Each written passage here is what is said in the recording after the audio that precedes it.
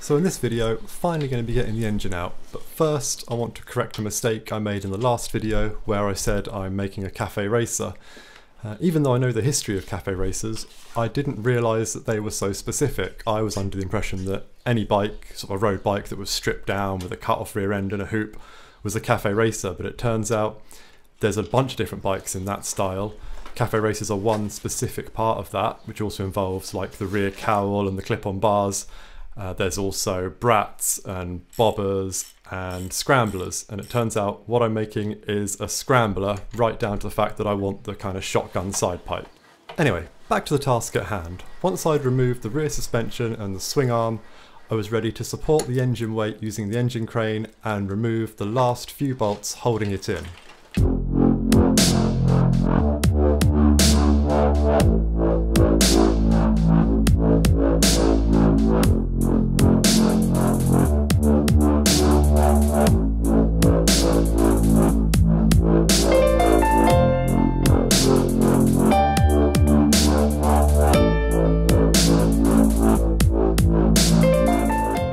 The CB500 has a removable section of frame on the left hand side, which is there to make the engine easier to remove.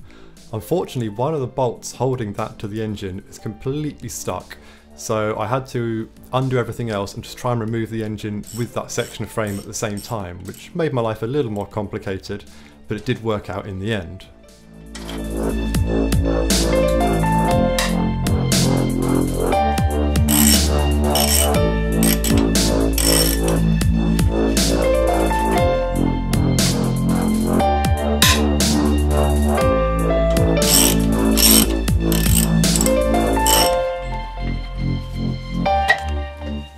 And after a lot of wiggling, cajoling and terrible bright green sock action, the engine was finally free from the frame and I could lower it down onto the floor.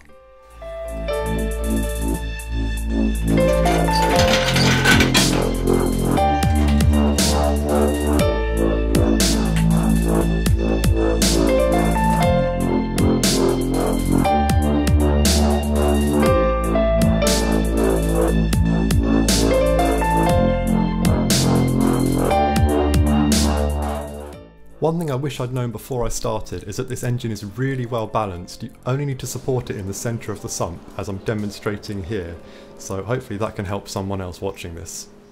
Another interesting discovery is this, which looks to me like the kind of marking you'd get at a breaker yard, implying maybe this isn't the bike's first engine. The seller never mentioned that, but as long as it runs I don't care. And one final mistake I made was I want to remove this front sprocket, but I didn't do it before I removed the back wheel and brake and everything, because you need that to hold the chain still so you can undo that bolt. So now I'm going to try and figure out a way if I can hold the chain with some grips or something and get that loose. So I've put the engine bolt just back through there, it's going to be something to brace against. I've got a screwdriver going through the chain, holding it still, and I'm going to try and undo it from there.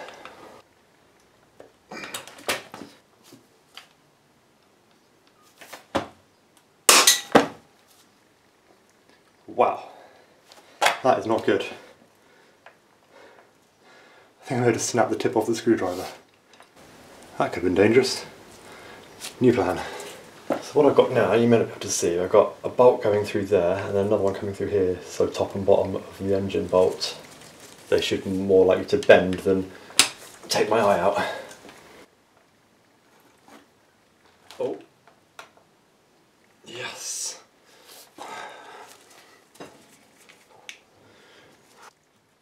That's scrap.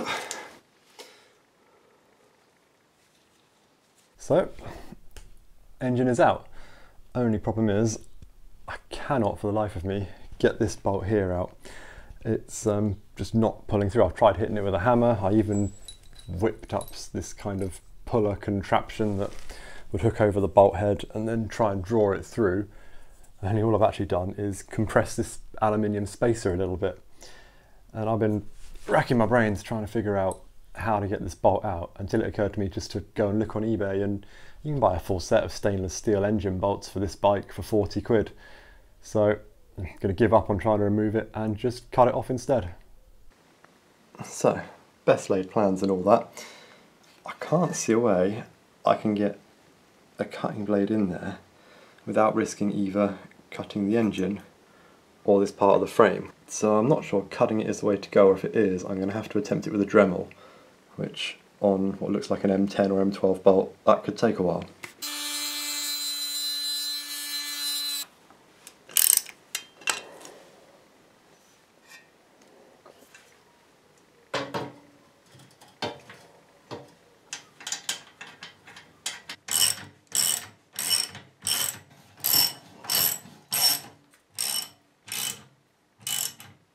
So I'm using my phone here because honestly I didn't expect this to work, so I haven't got the proper camera with me. But since I cut the head off this bolt, I can now try and draw it the other way using the threaded end. So what I've got under here is socket. This is just acting as a big thick washer, and then the nut. And when I started, just to make sure I wasn't bending anything doing it, I set this depth gauge to where it was. So I've already moved it, what's that, 5 or 6 millimeters? So it is very slowly coming out.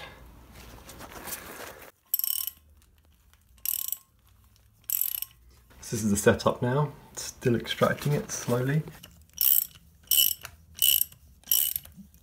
Damn thing fought me right to the end, but with that much extension, you can actually see it finally winding out. And I still can't pull it through at this point. It still needs this to pull it through, but it's right at the very end. Finally, there it is. That probably took, all told, 3 or 4 hours to remove that with all the different methods I attempted. But it's free. Not out of the woods yet, because the holes in the engine block have actually shrunk a bit from the probably galvanic corrosion, I'm guessing, because it's steel and the engine block is aluminium. So I'm going to have to bore those out a bit before I put my new bolts in, but at least it's out.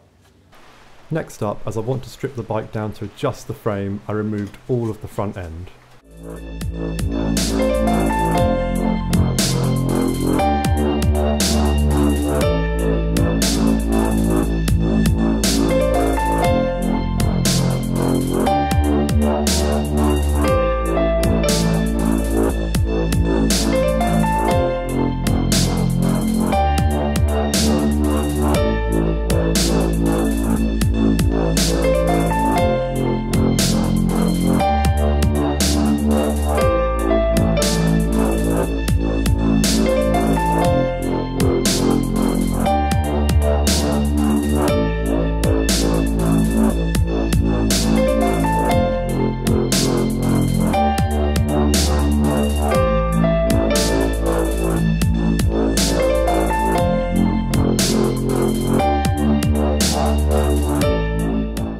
Finally, I removed all the plastic clips and things that are in the frame, and I'm mostly including it in this video just so I have something to refer to if I need to put them back again.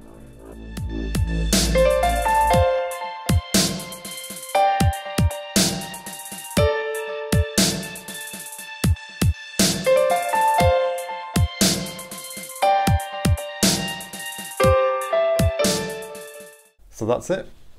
Got the engine out. I think with hindsight, if we weren't in the middle of a pandemic, it would have been easier with 2 people rather than using the engine crane, but it worked, so that's all good. Next time, going to start cutting the frame and welding on the rear hoop. Thanks for watching.